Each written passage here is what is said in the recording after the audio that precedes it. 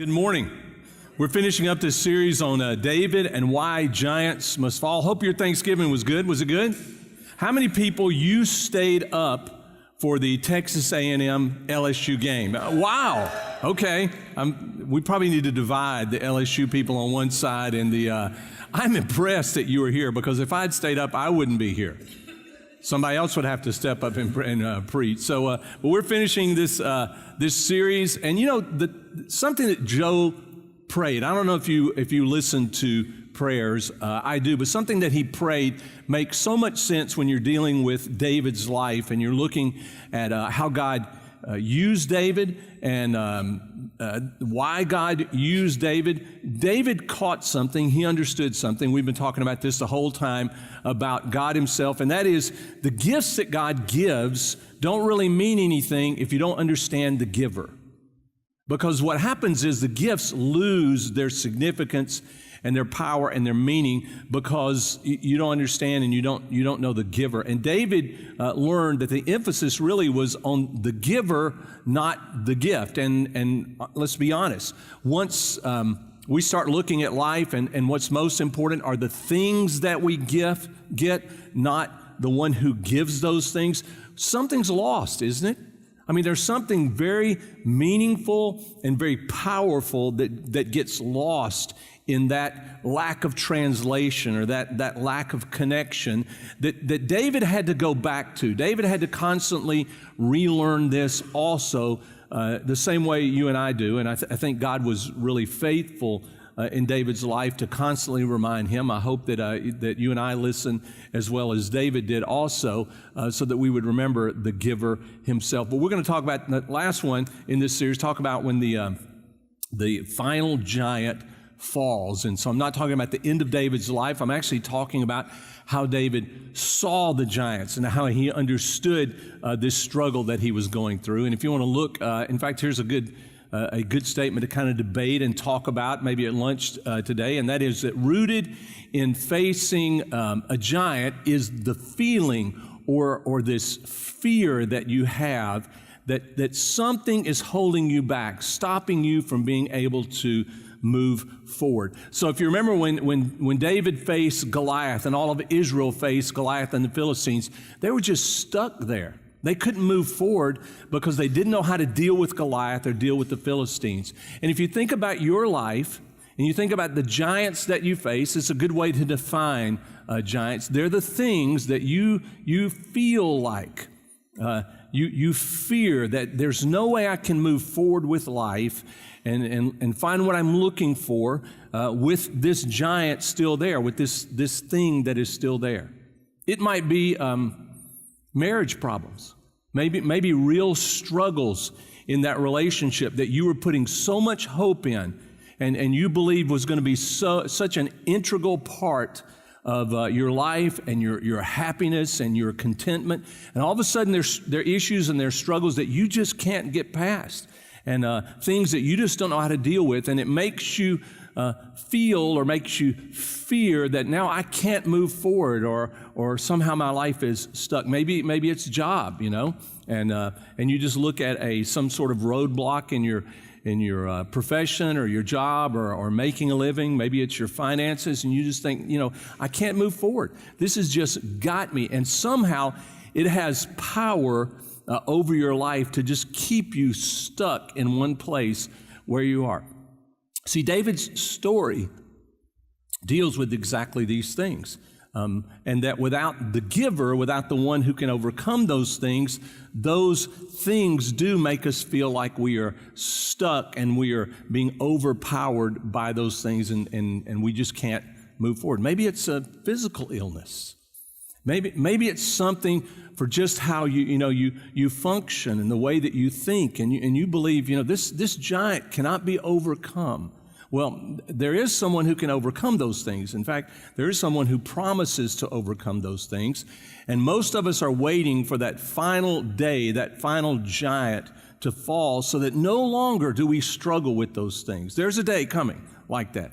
And not today, but there's a day coming. And as you face these giants in your life, they constantly remind you to look to the giver, not just to the things that you get in order to find what you're really looking for. So I want to take you to finish up. This is in 2 Samuel. David's such a long story. It's kind of amazing that we've done it in such a short period of time, and we haven't covered nearly what's there in 1 Samuel and 2 Samuel and part of Kings and the Psalms. I mean, David's story is enormous, and it's a huge picture of God's plan for your life and for my life also. If you know, in the Old Testament, Abraham was the first one who was called out.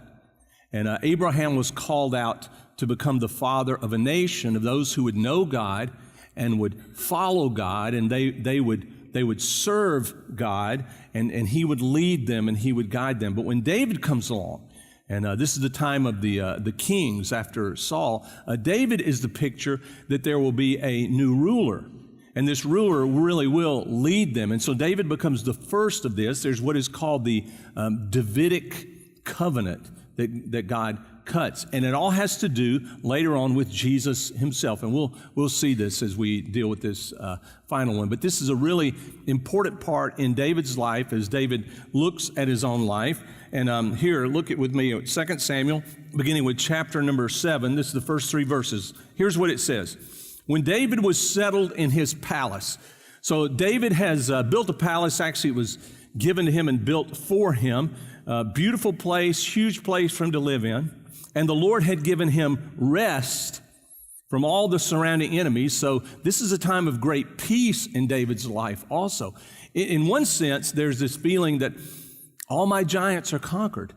They're all gone. Now, just to let you know, this is right before David messes up as he sees Bathsheba in his time of rest, and should be great contentment and gratitude.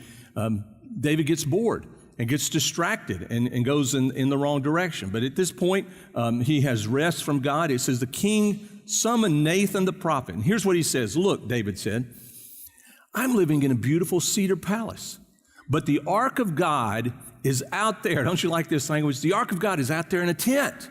You ever go camping? Anybody like to camp in tents?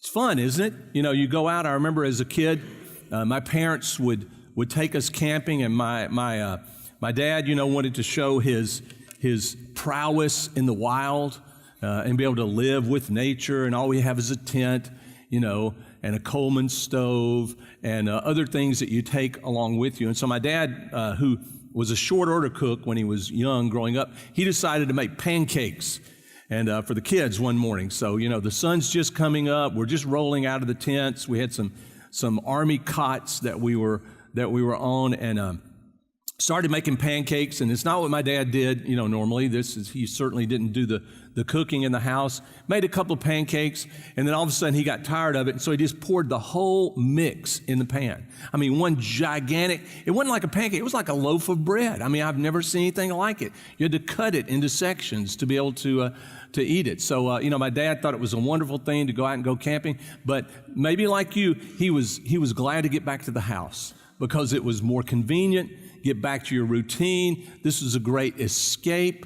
But David's looking around and saying, listen, something's not right, because God's place of dwelling is out in a tent. It's not as nice as where I live. There's just something wrong with this. So here's what Nathan says to him. He replies to the king, go ahead and do whatever you have in mind, for the Lord is with you. So Nathan is saying, hey, whatever you're thinking, whatever you have in your heart, you need to go ahead and follow through with this, because this is a good idea. David's realizing, look at what God has given me. Look at what God has done for me. But what have I done for God? How is God represented to the nations and to the people, since he is still in this tent, this temporary tabernacle? But and I put in your outline, each time David had a time of peace, David would feel like maybe you and I do a lot of times, something's still not right. This just still isn't the way it should be. So if you look at verse 4, it says, but the same night the Lord said to Nathan, so he speaks to Nathan, and this is what he says, go and tell my servant David, this is what the Lord has declared. So even though Nathan has told him, you go do whatever you want to do because God is with you. God is the one who actually says, and he speaks to David, and he wants David to understand some things. And this becomes a really important lesson for David and for you and I. This is what he says. Are you the one to build a house for me to live in? In other words, it's great that David had this idea, but is this really the call of God upon David's life? Is this? It's wonderful that David realizes this is just not right. This doesn't make sense. But he says, but are you the one to build this house? How many houses do you think have been built? How many churches, synagogues, temples to honor God around the world? Anybody have any idea? I have absolutely no idea. Maybe it'd be something we could Google here during the service. I have absolutely no idea. But I know the number of them is absolutely enormous, isn't it? I mean, it's huge. How many buildings, how many places, how many things have been done? Most of them with really good intentions, I'm sure, to say we want to build a place, a building that signifies that God is with us and where God himself is worshiped. And it just makes sense for us to do this since we build buildings and things for ourselves and the things that, that we enjoy and that are important to us. Joni and I were riding on a bus. It was a transfer bus, and it took a while. And while we were on the bus, it was just us and the bus driver.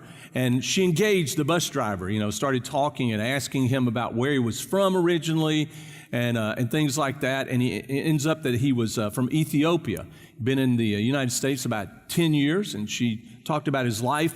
But she asked him at one point, she said, so are your plans to stay here in the United States once you, finish going to school, or are you going to go back to Ethiopia? And he longed for his homeland.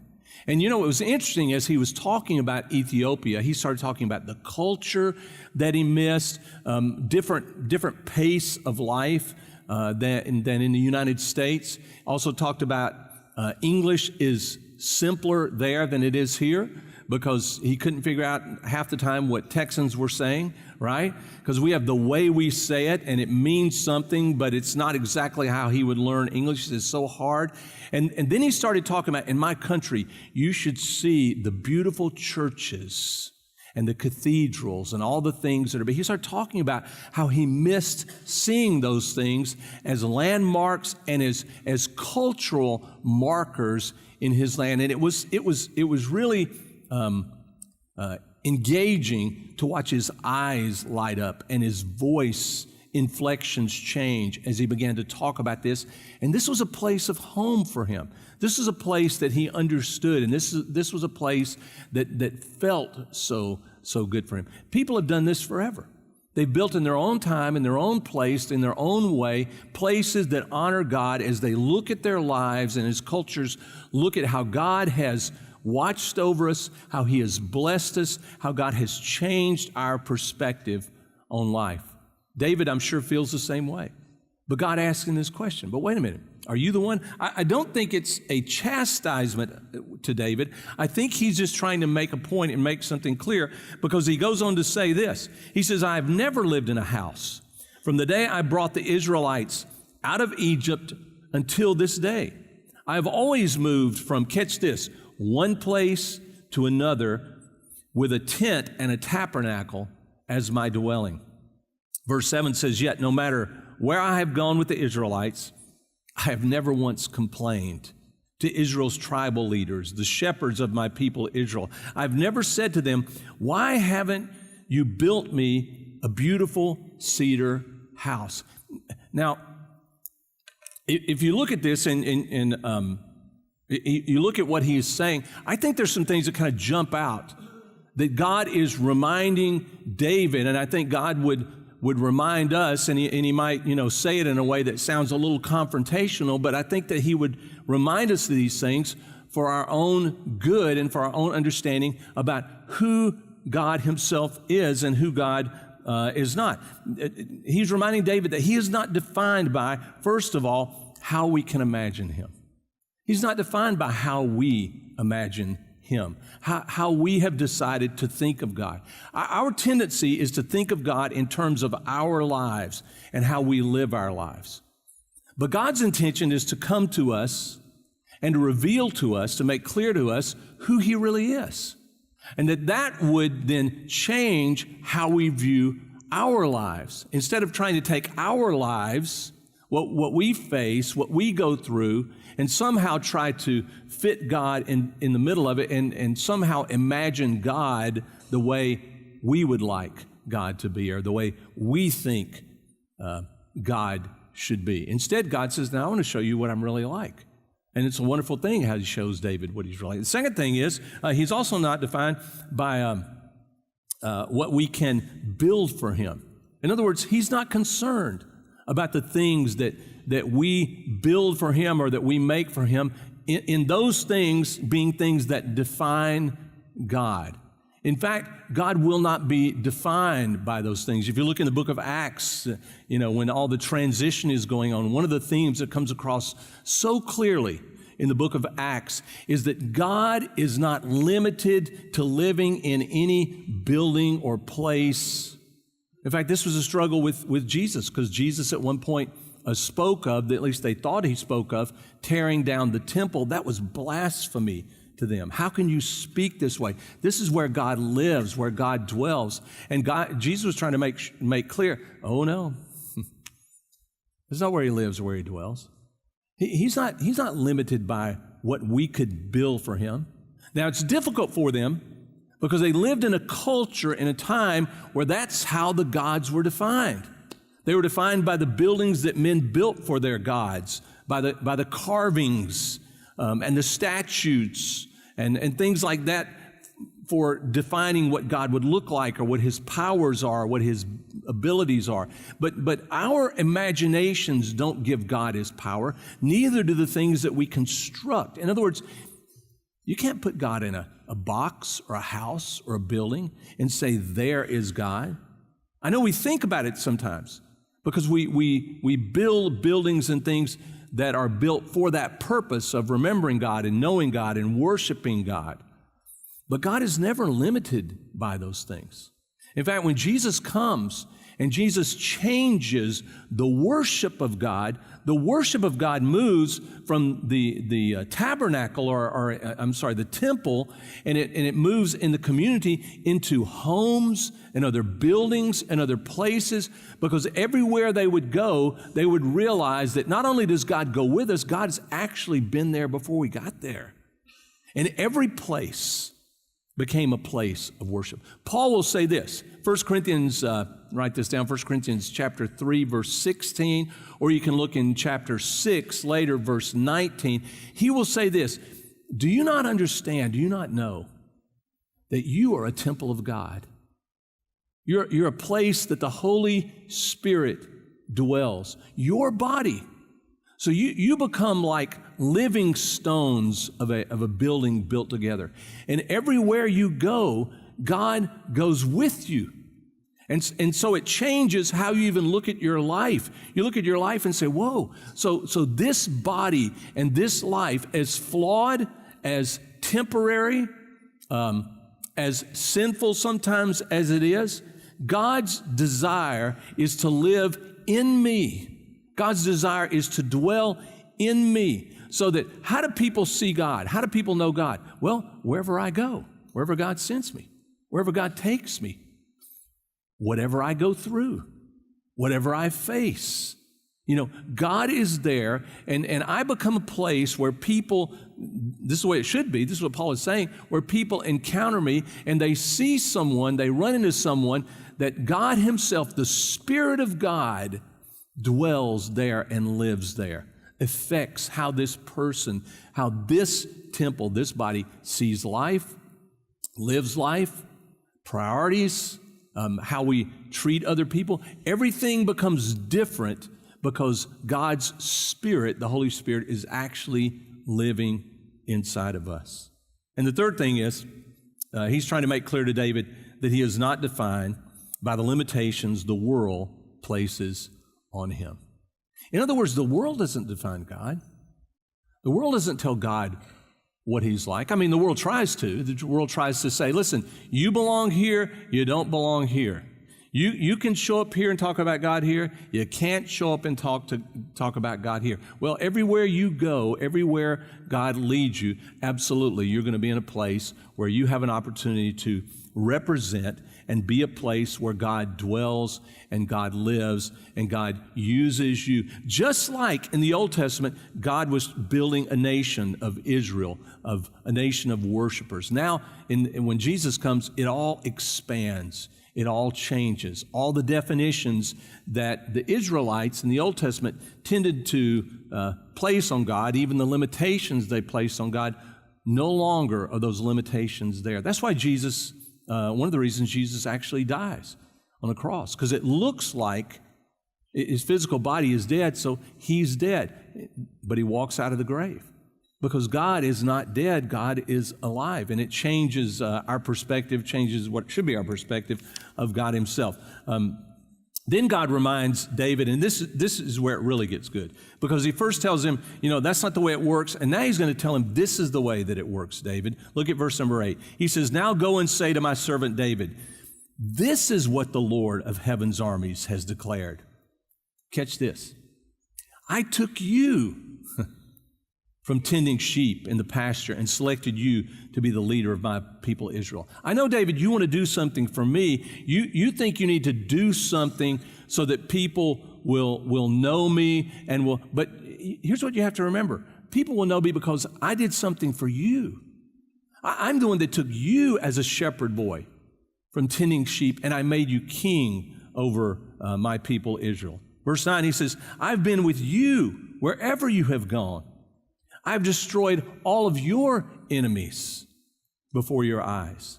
Now I will make your name, catch this, I will make your name, David, as famous as anyone who has ever lived on the earth. That's pretty remarkable, isn't it? In fact, David's name really is known throughout the earth. David is still remembered. The same David that committed adultery, that had a man murdered, the same David who struggled just like you and I do. I hope you haven't, gone through all the things that David has, but God has decided to make David's name great and to lift David up in preparation for something. We'll get onto that in just 1 second. Verse 10, he says, and I will provide, here's God, I will provide a homeland for my people Israel, planting them in a secure place where they will never be disturbed. Evil nations won't oppress them as they've done in the past, starting with the time I appointed judges to rule over my people Israel. And I will give you rest from all your enemies. Furthermore, the Lord declares that he will make a house for you, a dynasty of kings.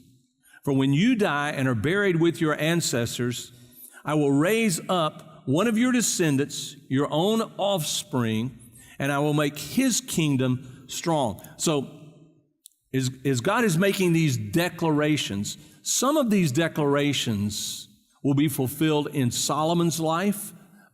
Some of them are temporary like that, but this is what happens in the Old Testament. Many passages are a combination of things that will be fulfilled immediately or in a temporary manner, and at the same time, they are words that speak of something that will go much further than that is eternal in its nature.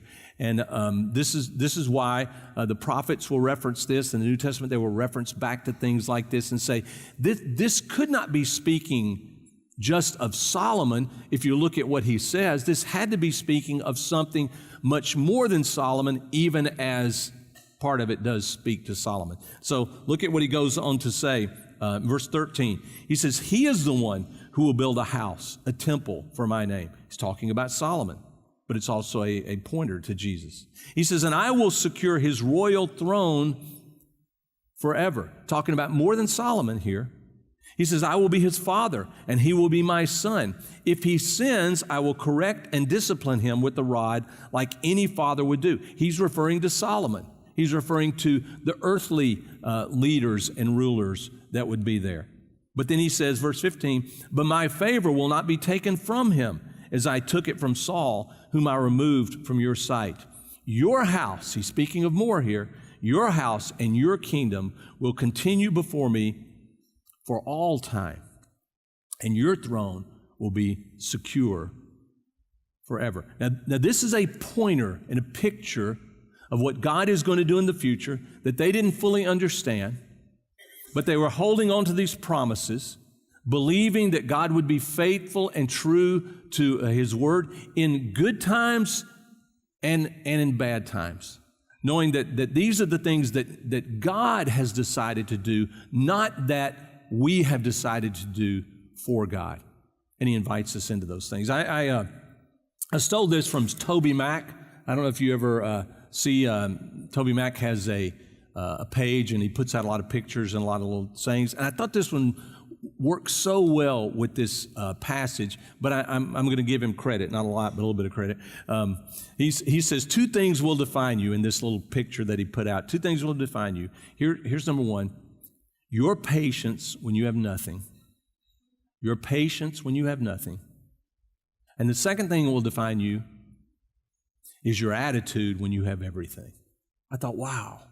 And it fits so much who David was. It fits so much who we are. Your patience when you have nothing will define you. In fact, especially with David, maybe in your situation, that patience would be described as the hope that you have.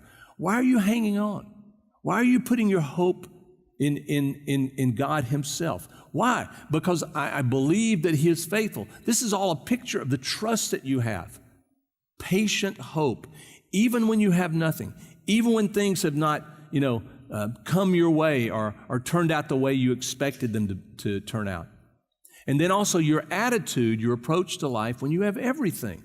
This is David's situation now. David looks at his life, and right now, life is good, and he has everything. He has peace on every side. He lives in a beautiful place. I mean, Israel is doing well at this point. He has everything. So here, his attitude, is David going to be arrogant? Is David going to, get bored? Is David going to look around and just want more and enforce, his own position as he does later on? Or is David going to look at life with humility and understand these are the things that God has done for me? It is God who has done these things. And He's done these things, catch this, He's done these things in your life and in my life so that He would be known in your life and in my life. So that as people encounter you and as you show up, whether it's, on the transfer bus or at school, that as people look at your life, they look at your life, and here's a person who does not look at life as I have built these things and I have made these things independently on my own. I can do whatever I want to do. But they recognize these are things that God has done for me. And He's done them for a reason. He has a purpose in mind with those things. And the purpose is not so that I would be known, even though He makes clear with David, I'll make you known. But I will make you known so that you can make me known. So that when people see you, they will understand where those things come from. Yep, when you have nothing, your patience, your hope, they're key. They will define how people see you and what people see when they look at you. When you have everything, when things go your way, when you win, when it seems to work out your way, then your attitude, your sense of humility, your sense of gratitude and thankfulness to God will be how people see you and how they see God living inside of you. Just take you to one little passage after this, because this is a pointer, and I can't go through all of it, but I know that Christmas is coming. And so it's important for us to look forward to this. And so this is in Luke's account of the Gospels early on. This is what Luke says. This is when God sends the angel Gabriel to tell Mary that she's going to have a child, even though she's never been with a man. She's a young girl. She would be a young teenager at this time. And she's going to be frightened and confused. But I want you to look at just the short part of this conversation. This is Luke chapter 1. Verse 29, it says, confused and disturbed. Right. You've been there? I have. Man, this is just confusing, God. This is not how I figured it out. This is not how I imagined my life would go. Mary would think, I haven't really done anything for you. Why would you be, rewarding me, calling on me in this way? This is not the way the world defines God or the box that the world puts him in. But God comes and speaks to the angel. It says, confused and disturbed, Mary tried to think what the angel could mean. I'm trying to figure this out. Don't be afraid, Mary, the angel told her, for you have found favor with God. You will conceive and give birth to a son, and you will name him Jesus. He will be very great and will be called, catch this, the Son of the Most High. The Lord will give him the throne of his ancestor, who? His ancestor who? David. Yeah, this is what was predicted. This is what was spoken of. He will take on the throne of his ancestor David, and he will reign over Israel. Catch this. Remember those words back to David? He will reign over Israel how long? Forever. His kingdom will never end. And see, I would think, David would have been just awed by all of this. He would have rejoiced in all this, looking at this and saying, oh my goodness, that's what all of this was about. That's what all of this was about. If David becomes arrogant and David becomes full of himself and David starts thinking all this that was done for me was actually done just for me, David would miss it. You and I would miss it also. If we would lose our patience, if we lose the hope in us when things aren't working out the way we wanted them to, when it seems like we're stuck or it seems like the giant is there and just preventing us from moving forward, if we get stuck in that place again, we would miss down the road what God is doing through our lives. Our lives would not become temples. Our lives would not be places where God himself is worshiped and God is seen and the greatness of God is understood. Instead, they would become roadblocks, They might become part of a giant for someone else that prevents them from seeing and understanding God. Hey, we've got one more song that the band is going to come and lead us in. And I just thought it's a great song to close with. I think Brian's going to come and sing. But before he does, would you join me in a word of prayer? Heavenly Father, we thank you that you look after our lives. You're the one that teaches us so much about how we should live and how we should see life, similar to the way David did. And even in David's confusion, David would run to you to find answers, to find direction, to know how he should face what seemed to be new roadblocks or new giants in his life. And at the same time, maybe even more important, that David would run to learn how to face those times of great peace and great freedom, great blessing in his life that you had given him. God, we pray that you would teach us, help us, not to get confused, not to let the world around us tell us what you are like, not to somehow think that you are defined by the things that we do for you or that we build for you or in honor of your name. But Lord, that we would let you teach us what you are really like and that you would live inside of us.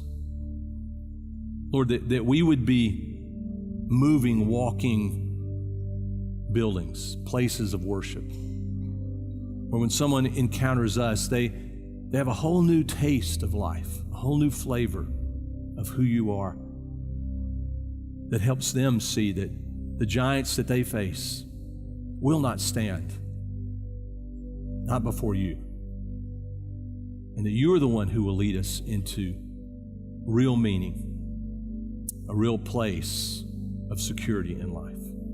If you're here this morning, you've never opened up your heart to Jesus, never put your hope and your trust in him. Even David, 1,000 years before Jesus came, was speaking of the king that he didn't even know yet.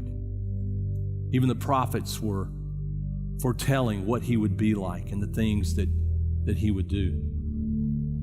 So that when Jesus comes, Jesus changes everything about our understanding of God. If you've never put your hope and your trust in the one who brings freedom, the one who brings wholeness, the one who connects us with our Father, the living God, what a great time to say, Lord, come live in my life.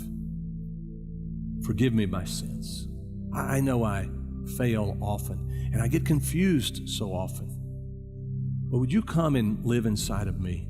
Lead me, teach me, build in me a place of worship and a place in my life that when other people would encounter me, they would have a taste of who you are. There would be something known because you live in my life.